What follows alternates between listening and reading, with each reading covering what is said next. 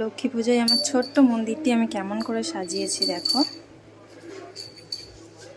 খুবই অল্প খরচ করেছি, অল্প জিনিস দিয়ে আমি সাজিয়েছি। বেশি ফুল আমার ভালো লাগে না ঠাকুরকে দিতে, কারণ পরের দিন নোংরা হয়ে যায়, পরিষ্কার করতে আমারই অস্বস্তি হয়, মনে হয় যেন ঠাকুরগুলো কেমন নোংরা হয়ে আছে। সেই জন্য আমি অল্প কিছু দিয়েই সাজিয়েছি। দেখো, এটা হচ্ছে আমার জগন্নাথ দেব, গণেশ ঠাকুর। এটা আমার দক্ষিণেশ্বর থেকে আনা মা দক্ষিণেশ্বরী।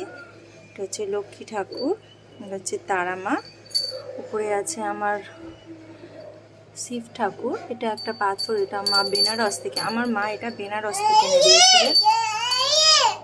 এটা যে বুদ্ধদেব, এটা যে বুদ্ধদেব। এটা গণেশ ঠাকুর, আমার হাজব্যান্ড আমাকে গিফট করেছিল।